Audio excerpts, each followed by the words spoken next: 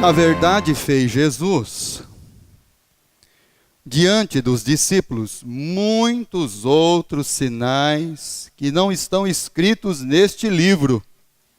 Estes, porém, foram registrados para que creiais que Jesus é o Cristo, o Filho de Deus, e para que, crendo, tenhais vida em seu nome. O apóstolo João, quando ele foi escrever sobre os milagres de Jesus, ele usou a palavra sinal. Aquilo que nós chamamos de milagres, João tratou como um sinal. Porque o sinal, o milagre, aliás, em si mesmo, ele não é o fim. Mas quando João diz assim, olha, versículo 30. Na verdade, fez Jesus diante dos discípulos muitos outros sinais que não estão escritos nesse livro. O milagre, ele não tem o fim em si mesmo. Mas o sinal, quando João se refere, o sinal, a vontade de Deus, a inspiração do Espírito Santo, ele se refere que o sinal aponta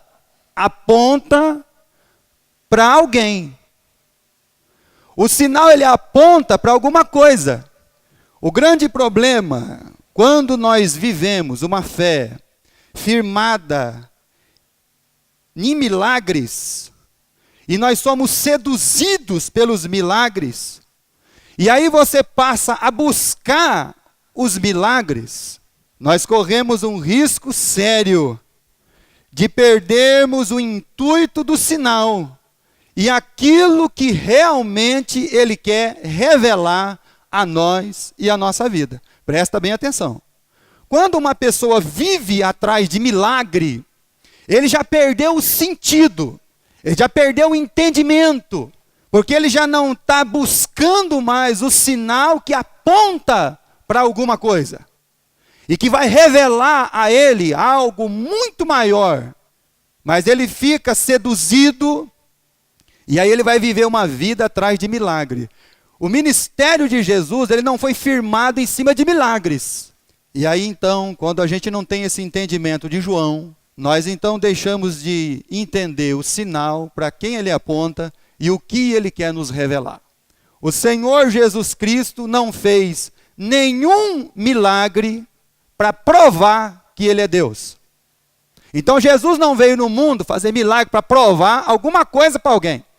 Jesus veio como aquele que é o enviado do Pai, o Messias, o ungido de Deus, o Cristo. E ele fez os milagres para que então as pessoas que estavam em volta dele e todo o Israel crescem que ele era realmente o Messias de Deus, o ungido. Mas Jesus não fez milagre nenhum para provar nada para ninguém. Abra sua Bíblia, por favor, no Evangelho de Marcos, no capítulo 1. Marcos, capítulo 1, versículo 40. Aproximou-se dele um leproso, rogando-lhe de joelhos, se quiseres, podes purificar-me. Jesus, profundamente compadecido, estendeu a mão, tocou-o e disse-lhe, quero, fique limpo. No mesmo instante, lhe desapareceu a lepra e ele ficou limpo. Fazendo-lhe então veemente advertência, logo o despediu. Versículo 44. E lhe disse, olha, não digas nada a ninguém, mas vai, mostra-te ao sacerdote e oferece pela tua purificação o que Moisés determinou para servir de testemunho ao povo. Jesus cura um leproso. E o Cristo não fala para o leproso assim, agora você sai aí com a plaquetinha, com a bandeira, falando, Jesus me curou. Porque eu preciso de propaganda. Não, irmão. Antes ele falou para o leproso, não fala nada para ninguém. Você só vai lá no sacerdote, você faz aquilo que está determinado pela lei de Moisés. Oferece o sacrifício. Então Jesus não fez nenhum milagre para provar que eu sou Deus. Não. Antes, os seus milagres foram feitos porque realmente ele é o Messias, o enviado. Quando você vê os fariseus procurando provas, muitas vezes a gente tem uma implicação com eles nesse sentido, correto? E aí você vê, por exemplo, quando Jesus faz os seus milagres, os fariseus, ou eles estão presentes, ou eles estão investigando. Você já pensou quando esse leproso chegou lá no sacerdote? Aí ele chega no sacerdote, eu fui curado da lepra. Aí o sacerdote pega uma lupa, ele tinha que fazer isso. O sacerdote era o homem da higiene de Israel. Aí ele pegava a lupa e ele tinha que olhar você todinho, cada canto do você, para saber se você não tinha mesmo nenhum vestígio de lepra. Para que então você voltasse ao convívio da sua família. Para que então você voltasse ao convívio da sociedade. Então eles tinham que fazer uma investigação. Aí ele vai perguntar para o camarada, você era leproso? Eu era leproso. Ah, mas como é que você curou? Teve um camarada lá que perguntou se eu queria ficar limpo, aí eu falei, né? Ele me curou. Aí eles iam pegar o nome. Estão lembrados do cego de nascença? Quando eles encontraram o cego de nascença, eles perguntaram, ei, você viu quem te curou? O cego não, era cego. E é verdade, ele não viu, irmão. Ele não viu quem curou ele. Ele só sabia que teve um homem que mandou, que untou um lodo, pôs nos meus olhos, mandou lá no tanque, mandou lavar. Só isso. E aí eles estavam perguntando para o pai dele, para a mãe dele, para os vizinhos, para o pessoal da rua. Porque eles queriam constatar realmente o milagre. Você sabia que lá em Jerusalém tem um hospital especializado em tratar das pessoas que vão para lá ou são de lá e de repente eles se intitulam o Cristo, o Messias? Porque tem um monte de gente aí falando que é Cristo, o Messias, o enviado de Deus. Então lá tem um hospital preparado para cuidar desse tipo de pessoa. Então por isso que os fariseus eles eram bem meticulosos nas coisas. Porque o povo começou a ver o milagre, o povo começou a ver tudo aquilo, e o pessoal começou a falar, esse aí é o Messias, não tem outro Messias. Então eles foram batendo em cima das provas para realmente saber. E aí quando Jesus faz os seus sinais e os seus milagres, então nós aprendemos uma coisa, que o sinal aponta para uma revelação muito maior na nossa vida. Abra sua Bíblia em Salmo 115. Salmo 115. Vamos ler os 18 versículos desse salmo. Não a nós, Senhor, não a nós, mas ao teu nome da glória, por amor da tua misericórdia e da tua fidelidade. Porque diriam as nações, aonde está o Deus deles? No céu está o nosso Deus. Tudo faz como lhe agrada. Prata e ouro são os ídolos deles, obra das mãos de homens. Tem boca e não falam, tem olhos e não veem, tem ouvidos e não ouvem, tem nariz e não cheiram. Suas mãos não apalpam, seus pés não andam, som nenhum sai da garganta. Tornem-se semelhante a eles os que os fazem e os quantos neles confiam. Israel confia no Senhor. Ele é o seu amparo, seu escudo. Ó casa de Arão, ó sacerdotes, confiai no Senhor. Confiam no Senhor os que temem o Senhor. Ele é o seu amparo e o seu escudo. De nós se tem lembrado o Senhor. Ele nos abençoará. Abençoará a casa de Israel.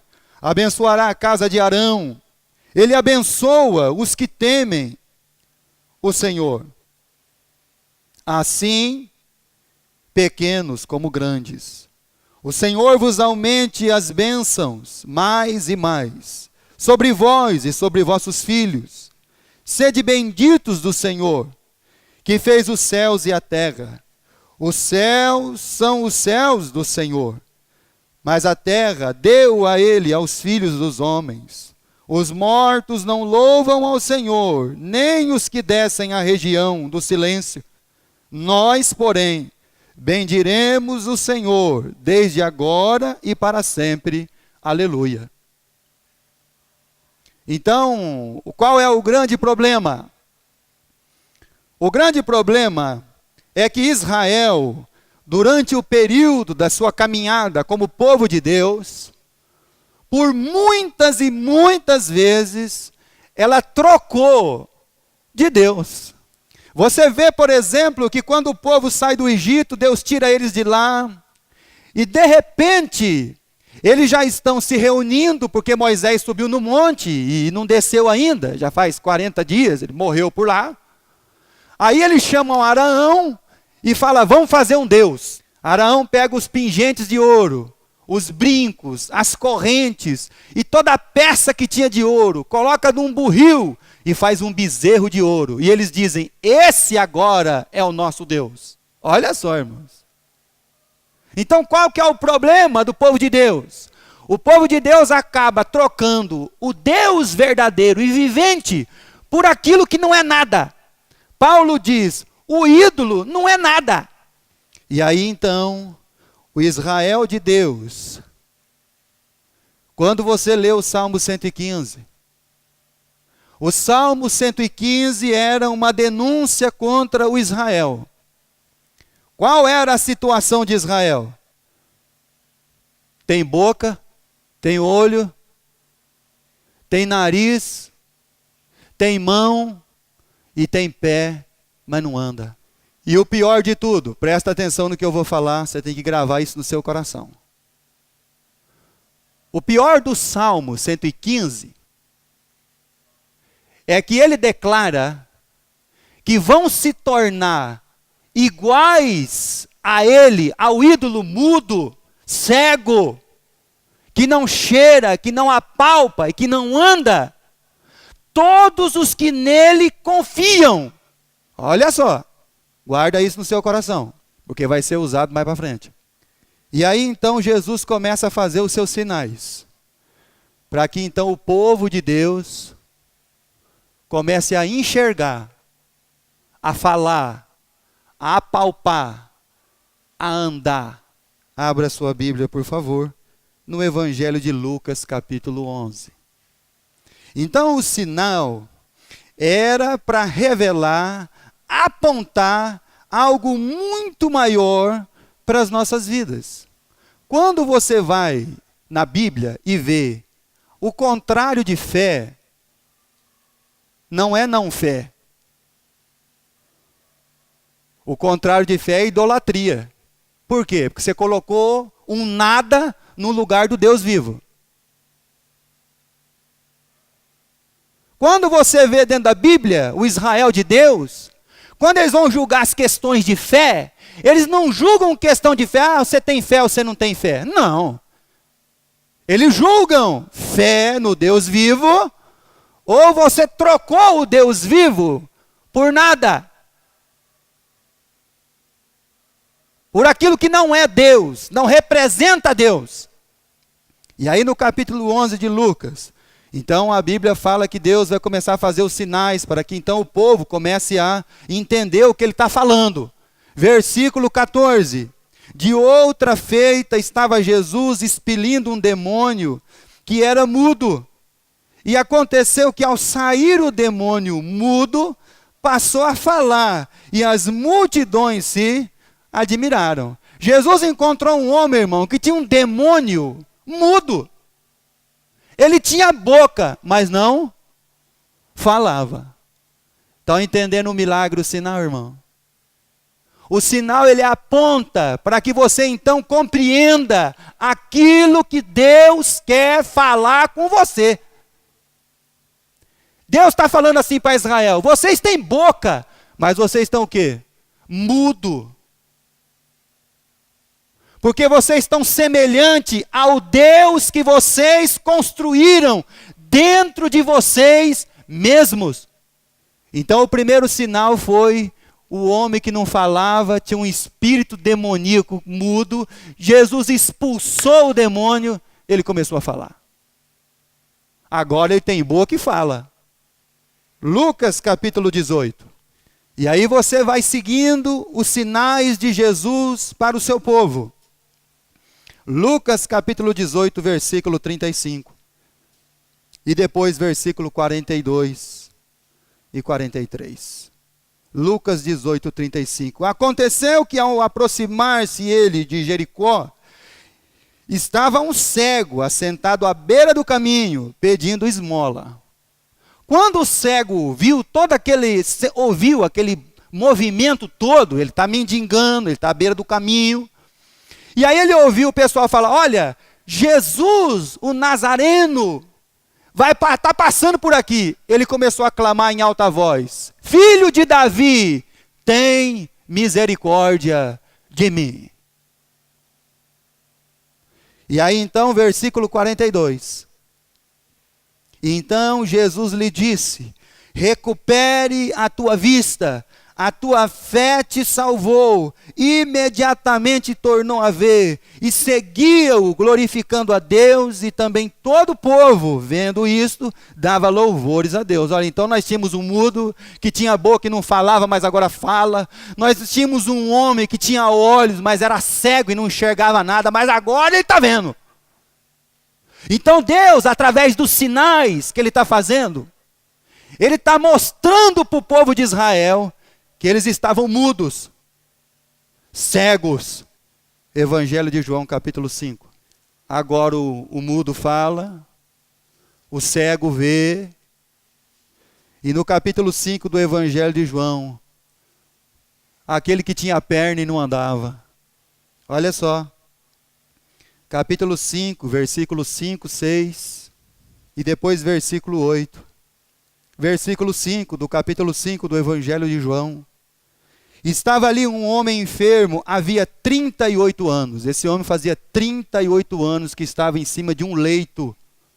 Versículo 6. Jesus, vendo-o deitado e sabendo que estava assim havia muito tempo, perguntou-lhe: queres ser curado? Ele falou: até eu quero.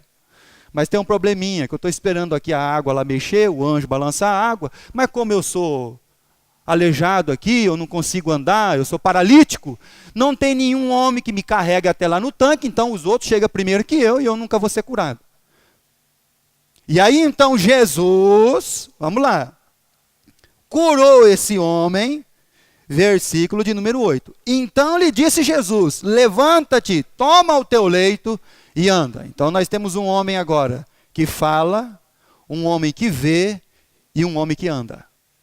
Evangelho de Marcos, capítulo 3. Então os sinais que Jesus fez, os sinais estão apontando para uma revelação muito maior para a nossa vida. Capítulo 3 de Marcos, do versículo 1 ao versículo 5. De modo, entrou Jesus na sinagoga e estava ali um homem que tinha uma mão ressequida, uma das mãos. Estavam observando Jesus para ver se o curaria no dia de sábado, a fim de o acusarem. Disse Jesus ao homem da mão ressequida: vem para o meio. Então lhes perguntou: é lícito nos sábados fazer o bem ou fazer o mal? Salvar vida ou tirá-la? Mas eles ficaram em silêncio.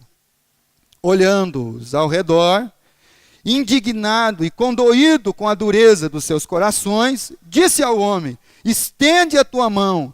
E estendeu-a, e a mão lhe foi restaurada. Então agora tem boca que fala, olho e vê, mão que apalpa, pé que anda. O que Deus está dizendo para o seu povo?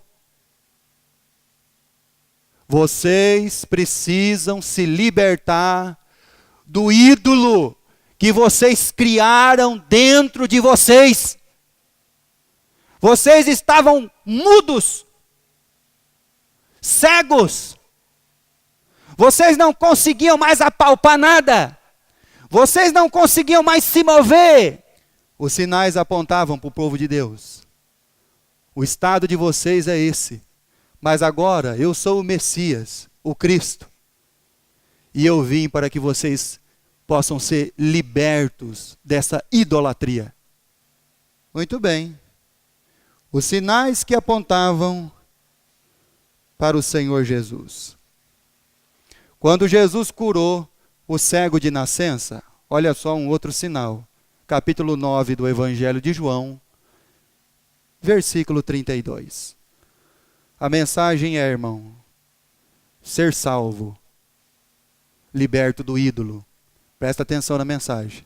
Ser salvo, liberto do ídolo. Capítulo 9 do Evangelho de João, versículo 32.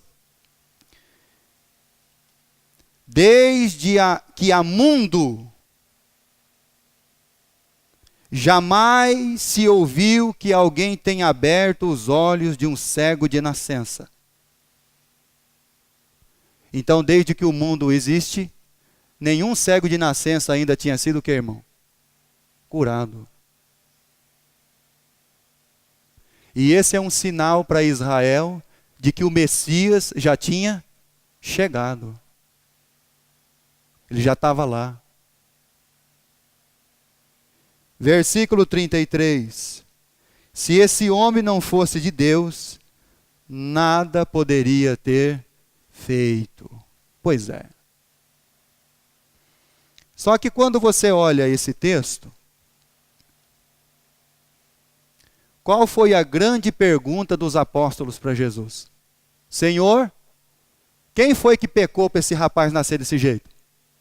O pai, a mãe, ou foi ele mesmo que pecou? Jesus falou, não. Foi para que se manifestasse nele a glória de Deus. A pergunta é, irmão, o que é pecado? Você já fez uma definição na sua vida do que é pecado, irmão? Hã? Você já parou para pensar sobre essa questão séria? O que é pecado? Então os antigos diziam, pecado é fumar, beber, jogar. As igrejas antigas, algumas décadas atrás, ter televisão era pecado, cortar o cabelo era pecado, colocar uma maquiagem era pecado. Tudo isso para eles era pecado, irmão. A pergunta é, o que você tem de definição de pecado? Você já parou para pensar, irmão?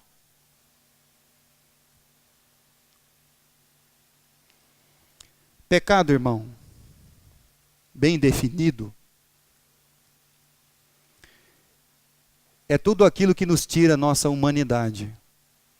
Presta atenção no que eu vou falar. Pecado é tudo aquilo que tira de nós a nossa humanidade.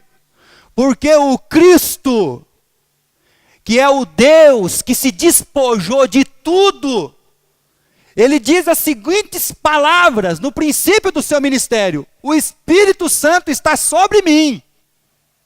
E eu vou mostrar para vocês como é ser um ser humano guiado pelo Espírito Santo. Então, tudo aquilo que tira, afasta-nos da humanidade, que Deus então se refere a nós, é pecado, irmão.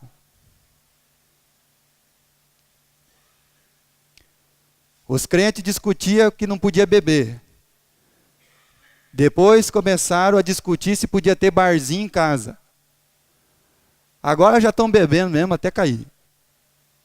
Os conceitos nossos de pecado, irmão, já estão, né, tudo deturpado na nossa cabeça. Coisa é complicada, irmão.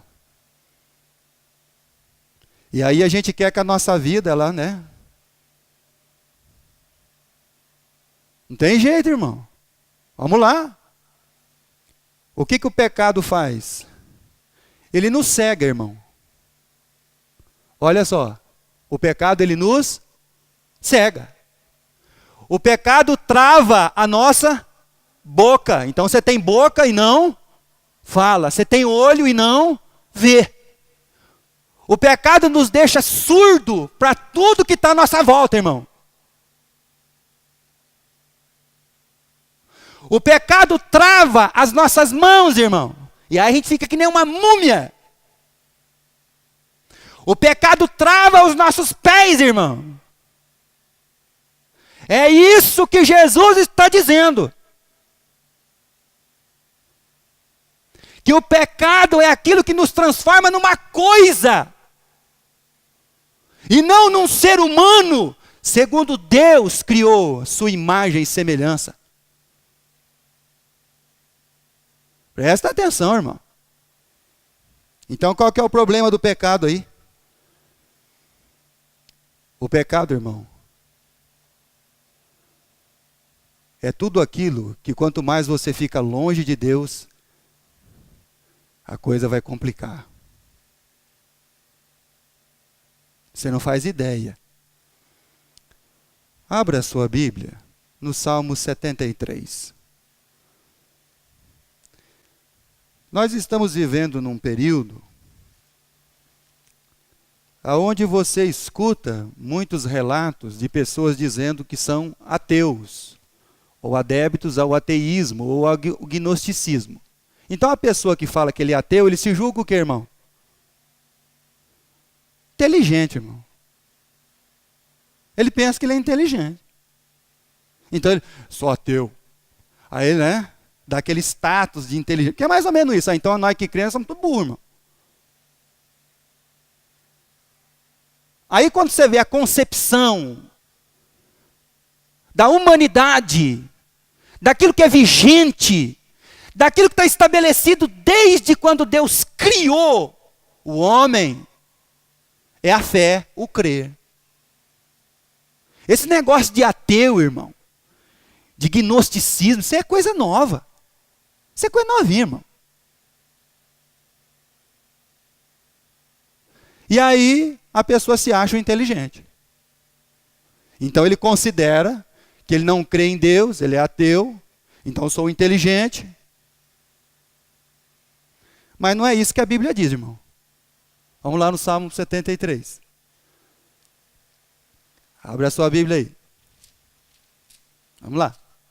Então, quanto mais eu aproximo de Deus, mais Deus vai nos fazendo como aquilo que a palavra de Deus nos ensina, nos transformando de glória em glória a cada dia. Versículo 21. Quanto mais eu me afasto de Deus e da sua palavra, eu não fico inteligente, irmão. Pelo contrário. Versículo 21. Quando o coração se me amargou e as entranhas se me comoveram, eu estava embrutecido e ignorante como um irracional. Olha só, irmão. Então fala para mim, irmão. Como é que uma pessoa ele fica quanto mais longe ele fica de Deus, irmão? O que ele vira, irmão?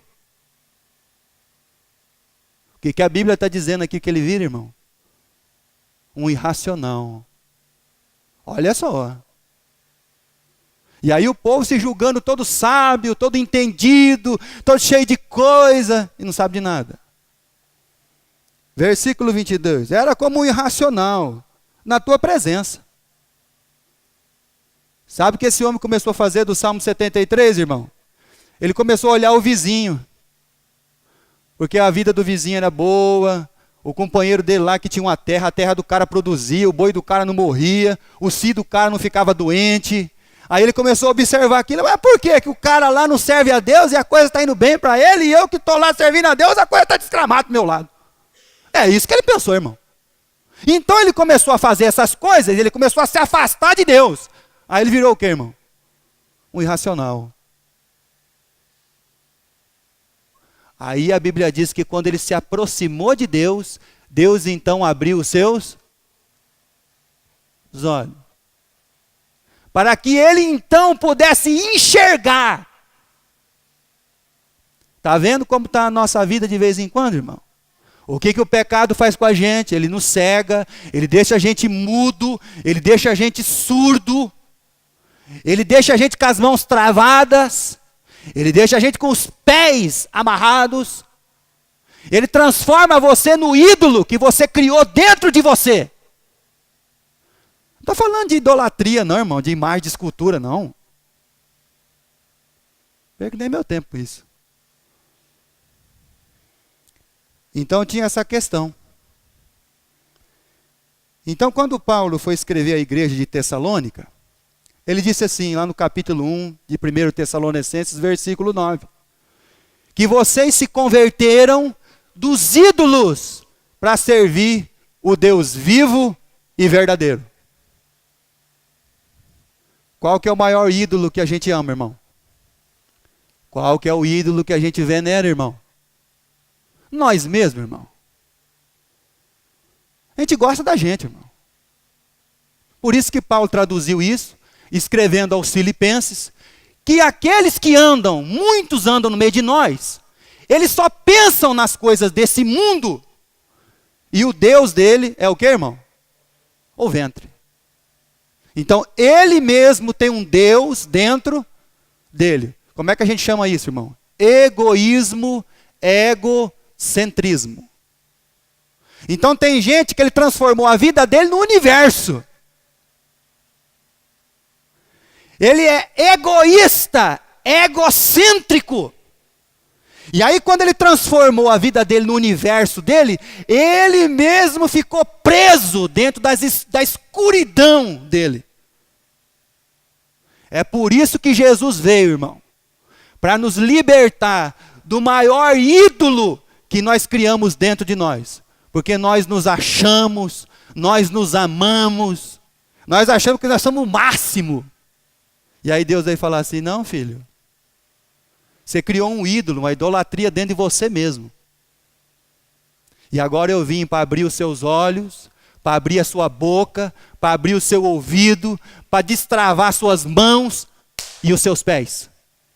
E os sinais que eu fiz, meu filho, era para que você compreendesse o que eu estava tentando falar com você. Para que então você pudesse crer e ir para o céu, irmão. Salvação é só isso, irmão? Salvação é só para a gente ir para o céu? Você acha que é só isso, irmão? Você resume salvação. Aí a pessoa fala, pastor, mas não é isso. É, mas não é só isso, irmão. Salvação é para Deus salvar você do próprio ídolo que você criou e está dentro de você. Para Deus abrir os seus olhos. Para que então você veja o que está em sua volta. Porque tem gente que nem um ídolo, irmão, travado. Você já experimentou abraçar alguém, irmão? Ou sua mão está travada? Você já experimentou ir, irmão? Ou seus pés estão travados, irmão? Fala para mim, irmão. O seu ouvido está surdo, irmão. Você não ouve mais ninguém? Porque você só ouve o seu egoísmo. Quem não ouve ninguém, irmão, um dia ele vai falar sozinho. Quem não dá ouvido à palavra de Deus, irmão, ele vai falar sozinho um dia, porque ele não vai ter ninguém para em volta dele. Porque ele está surdo a tudo que se movimenta ao seu lado. Então é claro que você não vai ter tempo de vir aqui na quinta-feira. Com certeza você não vai vir na oração, então você não vai falar, você não vai ouvir. Não vai, irmão. Porque você não tem tempo. Mas como o egoísmo já tomou conta da nossa vida, então eu me basto. Não, irmão. Por isso que Deus veio salvar a gente do ídolo que está dentro de nós. E vocês viram lá no Salmo 115 que o problema do ídolo é que a gente fica igual a ele. Correto, irmão? Cego, surdo, mudo, paralisado das mãos e dos pés. Então os nossos sentidos, irmão, ele vai... E aí Jesus estava tentando falar com eles, irmão. Mas estava muito complicado. Porque eles não estavam querendo ouvir, porque eles estavam surdos. Eles não estavam querendo ver, porque eles eram cegos. Eles não podiam falar nenhuma palavra boa para Jesus, irmão. Qual é a palavra boa que eles falaram para Jesus, irmão? Sabe qual é a palavra boa que eles falaram para Jesus? O senhor é um endemoniado mesmo. Sabe o que eles chamaram de Jesus? De endemoniado. Sabe do que eles chamaram de Jesus, irmão? Filho de prostituição. Então agora, liberto do nosso ídolo, nós devíamos ter o quê, irmão? Palavras agradáveis e não ofensivas. Que bom, irmão, nós estamos aqui reunidos para falar cada um das suas dificuldades, dos seus problemas, das suas circunstâncias adversas, cada um enfrenta. Deus precisa salvar a gente do ídolo que a gente criou dentro de nós. O nosso senso de saber, senso de justiça. Não ouço ninguém. Não vejo ninguém. Não falo com ninguém. Não ando até ninguém. Eu sou como o ídolo do Salmo 115. Você já percebeu por que a gente fica triste, irmão? Por que eu fico triste? Sabe por que eu fico triste, irmão? E não deveria? Não deveria. Porque as pessoas não são como eu queria que elas fossem. Presta atenção, irmão. Então por que eu e você fica triste? Porque você cria uma expectativa sobre as pessoas que estão à sua volta e elas não são como você queria que elas fossem. Então elas não te retribuem aquilo que você achava que era. Pronto, você ficou triste, magoado, ferido. Porque o seu senso é de que todo mundo, por exemplo, hoje choveu. Estou triste porque choveu, eu queria que fizesse sol. Está um sol aí fora, eu queria que estivesse chovendo. Então você nunca está o quê? Contente, irmão. É por isso que a gente fica triste. Não deveria ser assim. Isso não deveria estar dentro do nosso coração. Então, nós deveríamos tratar dessas coisas na nossa vida. O sinal foi dado e ele apontava. Vocês estão assim, mas vocês podem ser libertos. Eu sou o Messias e vim libertar vocês. Libertar você do ídolo que você criou. Do universo que você criou para a sua própria vida. E que você está lá sozinho dentro dele. Sozinho. Preso. Evangelho de João, capítulo 20. Versículo 30. Na verdade, fez Jesus diante dos discípulos muitos outros sinais, que não estão escritos nesse livro. Estes, porém, foram registrados para que creiais que Jesus é o Cristo, o Filho de Deus, e para que crendo. Então, por isso que eu disse, irmão, que a salvação não é só ir para o céu, porque a palavra de Deus diz isso. Para que tenham vida em seu nome. Uma vida de um universo no egoísmo não é vida. Não é vida. Você não é o seu próprio Deus. Em você não está toda a plenitude. Não. Para que então vocês possam crer e vocês tenham uma vida. Vocês aprendam o que é viver. O que é viver, irmão? É acordar todo dia e trabalhar e voltar para casa? Você acha que é isso aí, irmão? Chegar no final do mês, pegar o pagamento, pagar a conta, isso aí é vida, irmão? Não, irmão. Chegar no dia domingo e no culto à noite. Por isso que Jesus, irmão, ele veio fazendo os sinais. Para que então o povo pudesse enxergar e ver. Deus tem uma vida para nós. Sabe o que é vida, irmão? Por isso que o Salmo 115 começa de que maneira, irmão? Não a nós. Não a nós, Senhor. Mas ao teu nome da glória. Não a nós, Senhor. Mas ao teu nome da glória. Por amor da tua misericórdia e da tua fidelidade. Que Deus, irmão, possa quebrar dentro de nós esse ídolo que nós criamos. Esse Deus que nós achamos que somos. Esse máximo que a gente acha que é. Esse universo que nós criamos ao nosso redor e nós não conseguimos ver nada além disso. Que Deus se compadeça mesmo de nós. E que possamos ver, ouvir, falar, andar. Que Deus ele nos ajude. Eu fiz esses sinais para que então vocês pudessem crer e vocês então pudessem ter uma vida. Vamos ficar de pé. Vamos orar ao nosso Deus.